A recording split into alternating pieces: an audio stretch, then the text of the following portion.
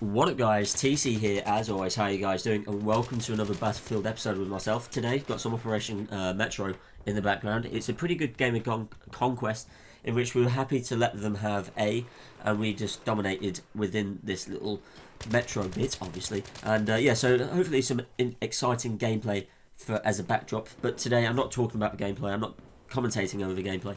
I'm going to talk about the GamesCom event which took part in... Actually, I don't know where it took part in Germany, but it was in Germany, and it was a massive consumer affair with obviously the gaming industry. You had Xbox, PlayStation, PC, and all their new offerings. So we got a great insight into the next generation consoles, new gaming platforms, new titles themselves. Apparently, Titanfall for Xbox One is apparently sick. So we'll be covering that when the next generation consoles do indeed come out. However, obviously, I like Battlefield, so I'll be covering Battlefield 4. This took pretty much, did it take main stage? I wouldn't say main stage, but it was very popular amongst the consumers and reviewers alike. So yes, we're going to talk about the main sort of announcements which took place. DICE obviously had 64 PC set up, and I also think they may have had 64 PlayStation 4 set up. So first of all, obviously, I'm a PlayStation gamer. I've ordered my PlayStation 4. I think I did that because obviously I wanted to play FIFA as well. So playing FIFA on the PC wouldn't have sort of suited my needs as much. But yes, so PlayStation 4, Battlefield 4 on that platform will have finally 64 players, 1080p at 60 frames per second. Now, that's probably all things PC gamers have already had all the way through. But, sorry, my laptop is getting noisy. Anyway, yes, so we've got 64 players finally, but is that good? We've got 5-man squads. We can't have a full team of 5-man squads. They could have just taken 2 out. This is a point raised by Lewiton. We could have had 2 taken out, and we would have had a team full of 5-man squads. I agree with that. We're going to have, obviously squads are never really filled unless you do have a full server, but it would have been nice just to have the capacity to have full 5-man squads. So yes, console is finally being played at 1080p at 60 frames per second, which I think is actually twice as fast as what it was on the PlayStation 3 with Battlefield 3. So we're going to see, as console gamers, we're going to see a marked difference in our how smooth the gameplay is and how nice it looks, which is, it's about time. There's a growing community of Battlefield players on the console, so it's nice to be rewarded in that sense. But those are sort of the formalities of the hardware and the software really talked about. I want to talk about the gameplay which we saw, and we saw so much. There was 2 pro game commentators or something. They really brought an edge into the coverage, so that was nice to see. And obviously we got drowned in Paracel Storm footage, which is obviously taking advantage of the Levolution dynamic which DICE are pushing so hard, expanding on what was going on in Caspian border, was it? With the communication tower being destroyed.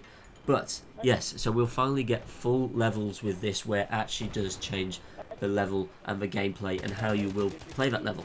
So obviously you all saw halfway through the game, or at a random point, I do not know, there was a big storm which came through, which brought a huge naval ship onto the beach, and that is a new piece of dynamic environment, which is going to be good. I don't know if they've played their trump card. They probably haven't, which is good with this Levolution, so we can expect to see loads more exciting sort of dynamic changes within the game. However, it wasn't as far as I thought they'd go with it. Obviously, you've got this huge storm coming into the islands in which you play on, but apparently the winds, which have brought down wind turbines, they've caused big, almost tsunami-like waves. They've managed to push, these waves have then managed to push a warship onto the beach, yet helicopters and aircraft are unaffected by the wind. So yeah, explain to me that one, DICE.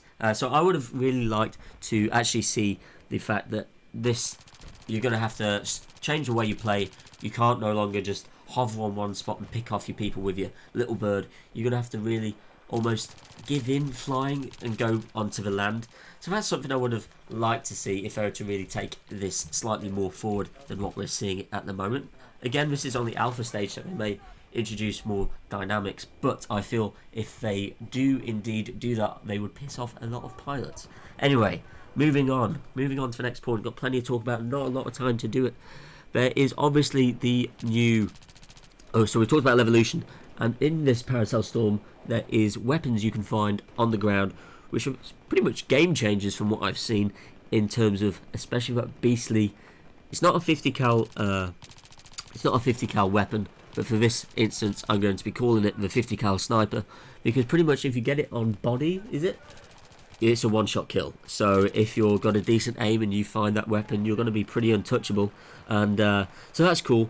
That weapon actually featured a rangefinder on it, which apparently adjusts for you. So you're aiming at a target, say 200 meters down the line, and you're aiming dead on. Obviously, with a bullet effect, you're not going to get your headshot. Apparently, with this rangefinder as a new attachment to snipers, it will adjust for you, so you don't actually have to aim and judge for yourself. So, personally, I'm not a fan of this because I'm obviously trying to master the sniper as of now, and to be then told that you can then pick up this thing, earn the rangefinder, which I think would probably be one of the very later unlocks for it. Yeah, so I think it takes a little bit of skill out of sniping, so I'm not a fan. And also there's going to be lens glare off, or scope glint off snipers, so you're not going to be as sort of sneaky as possible if you're not got a tactical light or a red dot sight on it. So that's cool.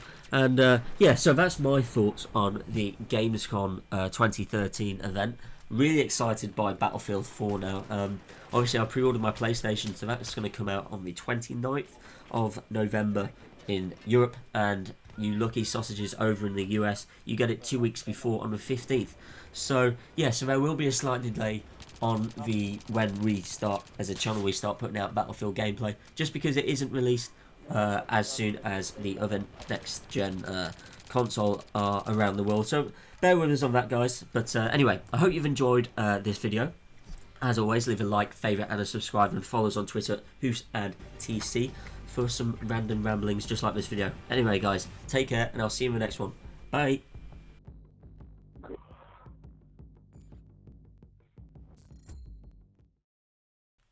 Fucking smash that so hard.